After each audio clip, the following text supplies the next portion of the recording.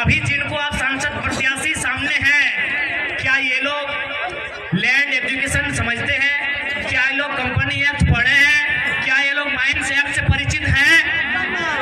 जब नहीं है तो आप कैसे उम्मीद करेंगे कि आपकी समस्याओं का वो निदान करेंगे? इसलिए आज युवा पीढ़ी को इस बात का रास्ता बनाना होगा कि आज राजनीति करने वाले लोग होने कैसे चाहिए। आज मैं साफ साफ कहना चाहूंगा, मीडिया बंधु सामने हैं, मैं आपको साफ कहना चाहूंगा, मीडिया सवाल करती है कि यदि बाकी लोग जीतेंगे तो विशेष क्या होगा, और अगर टाइगर जयराम महतो जीतता है तो विशेष क्या होगा।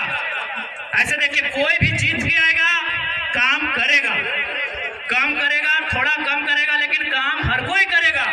हमने कभी नहीं कहा कि सांसद विधायक जो रहे काम नहीं किया, लेकिन उन्होंने जनता से ज्यादा अपना काम किया, पता कर लीजिए। अब सवाल है कि वो जीत के आएंगे तो क्या करेंगे।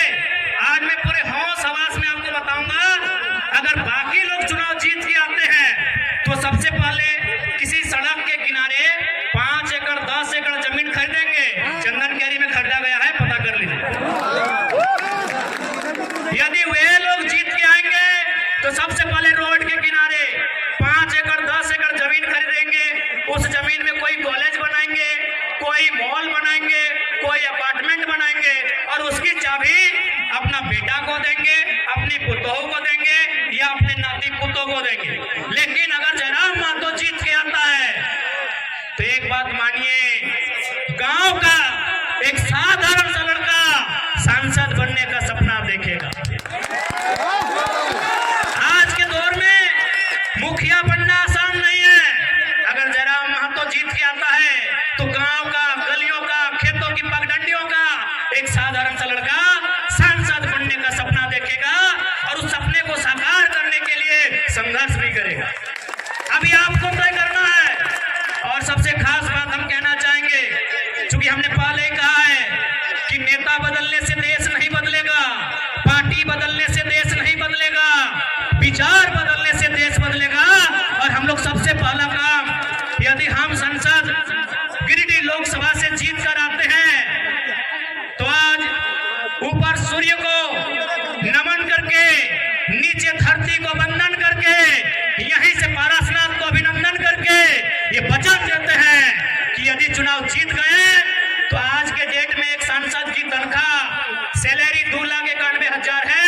हम लोग 75% गांव के चौपाल में जाएंगे, वहां चर्चा करेंगे कि खर्चा कहां करना। हम लोग संसद की सैलरी 75% जनता के बीच दान करेंगे।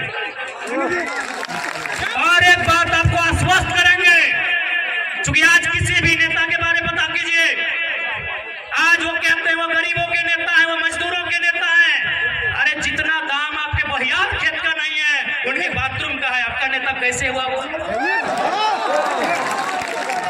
कैसे आपका नेता हुआ बताइए।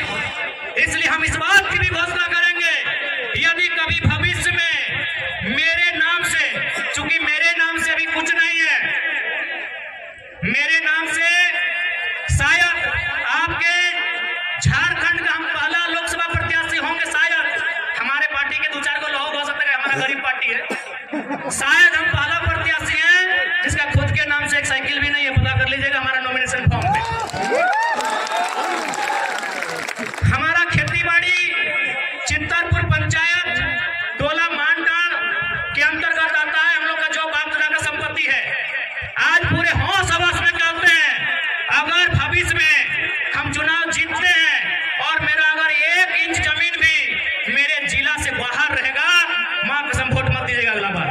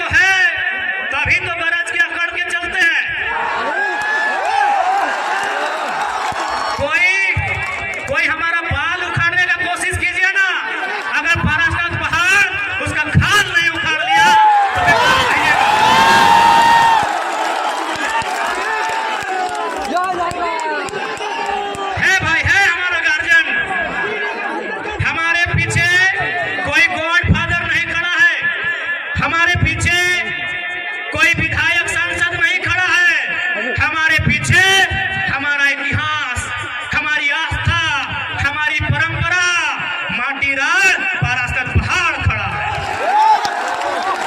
जिसको हरियाणा है सामने आके आंख मिला के बात कीजिए। पानी का पीले। इसलिए आज आपको हम संदेश देंगे कि 1 इंच भी जमीन अगर मेरे क्षेत्र से बाहर आप सुनेंगे, हम आपसे वादा करते हैं, हम अगर आप प्रमाण दे देंगे, हम दोबारा आपके पास कहीं वोट मांगने नहीं जाएंगे। आज 25 जून का दिन होगा, 25 जून एकदम भरकर गर्मी का महीना, माफ कीजिएगा 25 मई का दिन होगा, एकदम शनिवार का दिन होगा और सूरज का प्रकोप होगा। आप गर्म से झुलसते हुए, आपके बदन में आग का गोला बरसेगा, आपके सर से, आपके बदन से पसीना टपकेगा। आप 2 घंटा कतार में खड़ा होंगे, आप 2 घंटा कतार में खड़ा होकर वोट करेंगे। एक बात बताइए, इतनी आग जैसा गर्मी को अपने शरीर में झेलकर अपने बच्चों के लिए वोट करेंगे या सांसद प्रत्याशी जो हैं उनके बच्चों के भविष्य के लिए वोट करेंगे? आज बहुत सारे लोग हमें कहते हैं कि आप नेताओं के पीछे हाथ धो के क्यों पड़े हैं। हम उन्हें कहना चाहेंगे कि यदि वो नेता व्यापारी होते, यदि वो नेता बिल्डर होते, यदि वो नेता किसी कंपनी के मालिक होते, हम विश्वास दिलाते हैं, उनके खिलाफ एक बात नहीं कहते, लेकिन वो हमारे वोट से नेता बने, वो हमारे वोट से MP MLA बने, और यदि काम वो अपने बच्चों के लिए करेंगे तो भैया हमें तकलीफ होगी, क्योंकि हमने वोट अपने बच्चों के लिए दिया था।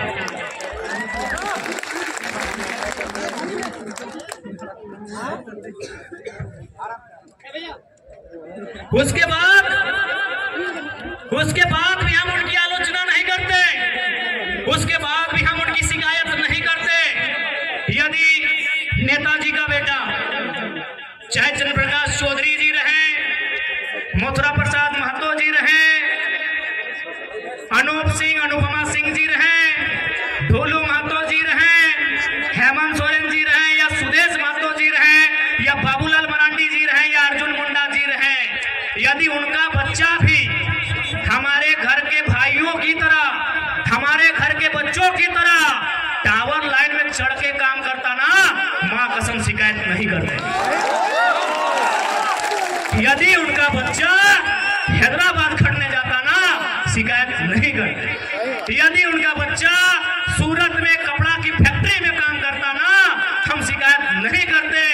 लेकिन आप पता कर लीजिए, नाम लेने की आवश्यकता नहीं है, उनके बच्चों में क्या योग्यता है, नहीं है।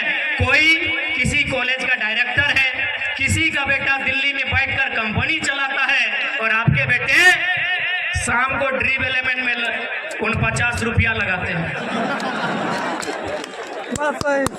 इसलिए आज नया भारत अभी नहीं कह सकते कैसा होगा, लेकिन नया झारखंड हम लोग देख रहे हैं।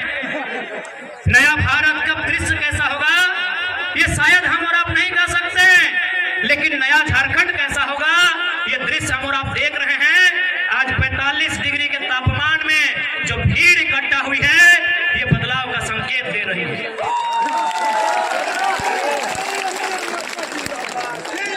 इसलिए आज ध्वनि के बीच स्पष्ट किया चाहो, और साथ ही साथ ध्वनि के मन में एक सवाल आवो कि हमने की काम करवाई, तो पहला काम कहना जा रहे हैं कि अगर हम लोग जीतेंगे तो क्या हो सकता है, क्या कर सकते हैं।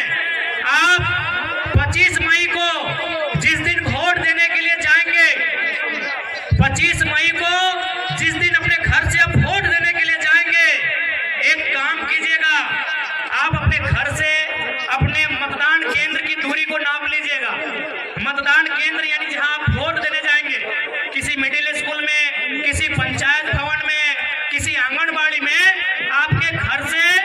जहां भी आप वोट देने के लिए जाएंगे वहां की दूरी नाप लीजिएगा, क्योंकि हम लोग जो पहला काम करेंगे वो काम ये होगा कि जितनी दूरी पर जाके आप हमें वोट देंगे उसकी आधी दूरी पर हम लोग संसद लाइब्रेरी की स्थापना करेंगे। उसकी आधी दूरी पे एकदम ऑन दी रिकॉर्ड कहते हैं, लाइव चल रहा है, मीडिया रिकॉर्ड कर रही है। गिरिडीह लोकसभा में 22 सबूत आते हैं। सौगंध इस गिरिडीह लोकसभा की मिट्टी की, सौगंध झारखंड की जनता का। हम लोग जो पहला काम करेंगे कि हम लोग संसद लाइब्रेरी की स्थापना करेंगे, और वो लाइब्रेरी चास चंदन क्यारी में नहीं होगा। वो लाइब्रेरी जहां आपका गांव है, जितनी दूरी पर आपका वोट वाला बूथ होगा उसकी आधी दूरी में वो लाइब्रेरी की स्थापना की जाएगी। ये हम लोग पहला काम करेंगे, क्योंकि मेरा मानना है कि शिक्षा असल। आपको जानकारी देना चाहेंगे कि हमारे झारखंड में 27% कोयला का खनन किया जाता है। शायद आप लोग जानते भी होंगे 27% कोयला अकेले झारखंड देता है। लेकिन आपको मालूम है हेडक्वार्टर कहाँ है? आपको मालूम है हेडक्वार्टर कहाँ है? कलकत्ता। कितना शर्म की बात, कितने दुर्भाग्य की बात कि कोयला हमारी जमीन पर और हेडक्वार्टर कलकत्ता। इसीलिए अगर गिरिडीह लोकसभा से जीतते हैं तो सदन में हमारा यह सवाल होगा कि आज के बाद से हेडक्वार्टर कलकत्ता नहीं, धनबाद या बोकारो होना चाहिए। अब यह सवाल बनता है कि धनबाद या बोकारो अगर कोल इंडिया का हेडक्वार्टर बनेगा तो फायदा क्या होगा? फायदा ये होगा कि आज जो समस्याओं को लेकर हम कोर्ट के चक्कर काट रहे हैं, आज जिन समस्याओं को लेकर हम दर बदर की ठोकर खा रहे हैं, उन समस्या का समाधान सामने होगा। आज जितने भी कोयला के कंपनियां हैं जो कोल के एरिया हैं, आप जाके पता कीजिए कि उनके मैनेजर कौन है। 99% मैनेजर कलकत्ता के लोग हैं। 99% मैनेजर कलकत्ता के लोग हैं। यदि हेडक्वार्टर धनबाद या बोकारो आएगा तो मैनेजर झारखंड के लोग बनेंगे।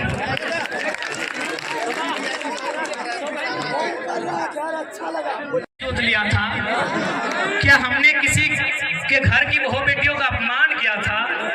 क्या हम पे चोरी हत्या का मुकदमा है? क्या हम पे कोई अन्य कुकर्म का मुकदमा है? भाई हमने कौन सा अपराध किया था? हम तो छात्रों की आवाज बनने रांची गए थे। छात्रों का मांग था कि नियोजन नीति बननी चाहिए। क्या झारखंड के लिए कानून बनाने की मांग करना अपराध है? क्या गुनाह है? क्या हम लोग अपराधी हैं? क्या गुनाह है हमारा भाई कि झारखंड पे बात करना, खतियान पे बात करना, पलायन पे बात करना, क्या हमारा यही गुनाह है? तो देखिए झारखंड वासियों, हमें डिटेन का भी तकलीफ नहीं है, हमें मौत का भी तकलीफ नहीं है। बस हमें इस बात की तकलीफ है कि झारखंडियों का गुनाह क्या है कि आज आपको एक छात्र को इतनी भारी पुलिस बल के साथ डिटेन करने आना पड़ा। आज बड़ा दुख की बात है। खैर एसपी साहब बड़े भाई के समान है, उनकी सम्मान में हम आज आने नहीं देंगे, लेकिन मन से जो एक आवाज आ रही है वो आवाज तो पूछेगी ना कि हमारा गुनाह क्या है, हमने क्या किया ऐसा, आज हमने क्या किया ऐसा, आज हमने ऐसा कौन सा अपराध किया? इतने ऊंचे ऊंचे पदाधिकारी, इतने बड़ी बड़ी तगमे उनके कंधों पर, इतने बड़े बड़े सितारे उनके कंधों पर,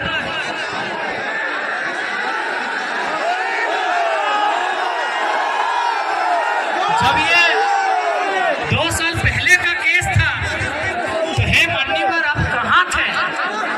किसके दबाव में थे? जब ये केस 2 सालों का था, जब ये केस 2 साल पुराना था, मान्यवर आप कहाँ थे? हे मान्यवर, हे महामहिम, हे कलयुग के अवतार, आप अवतार ही भाई, आपके पास लाठी, आपकी कमर में पिस्तौल, आप अवतार हैं, आप कलयुग के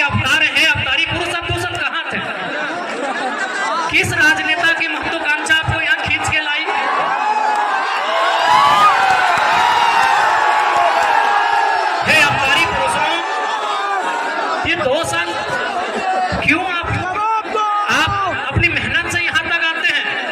आप जनता को बेवकूफ बनाकर नहीं आते हैं, नेता बेवकूफ बनाते हैं।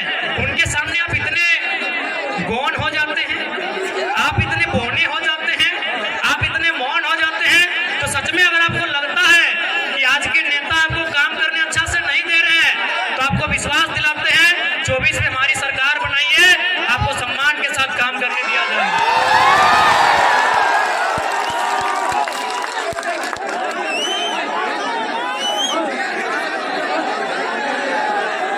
ठीक है, आप सभी से प्रार्थना है, शांति व्यवस्था बनाए रखेंगे। लेकिन नॉमिनेशन रद्द करने का धमकी बेकार दे रहे हैं। हम लोग संसद में जाना चाहते हैं, अपराधी मत बनाइए।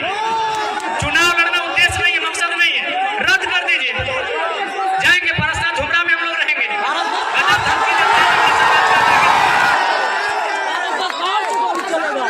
नॉमिनेशन रद्द कर देंगे। नॉमिनेशन रद्द क्या कर रहे, गर्दनें काट के ले जाइए। बहुत काबिल अफसर है आप लोग। अरे हम लोग संविधान की बात करने सदन में आ रहे हैं।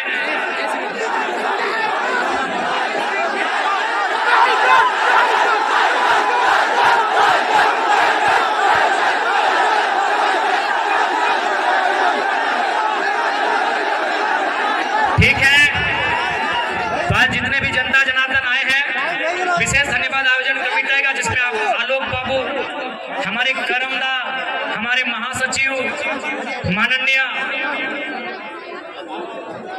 इस क्षेत्र के हमारे लोकेश बाबू और उनके साथ मदन सर का भी, जो भी इस क्षेत्र के अर्जुन दा, अमित जी, सभी का धन्यवाद देते हैं। विशेषकर आलोक दा, रोनित बाबू भी, विशाल जी बड़ा अच्छा काम किए। और मीडिया कर्मी जो भी आए, आपका बहुत बहुत धन्यवाद। तमाम मीडिया कर्मी आए हैं, आपका धन्यवाद। तमाम मीडिया कर्मी, प्रशासन आपका भी धन्यवाद, आपने कोऑपरेट किया। ड्यूटी का सवाल है, आप भी मजबूर रहते हैं। बाकी जितने जनता जनार्दन आए, उनका धन्यवाद। सभी को जोहार करते हैं।